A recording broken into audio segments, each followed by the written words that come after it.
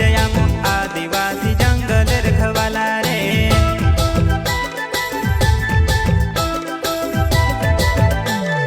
चल जंगल जमीन काज पूजे रे आदिवासी दुनिया ने रखवाला रे। बाप देव खतरी काज पूजे रे आदिवासी सबसे निराला रे।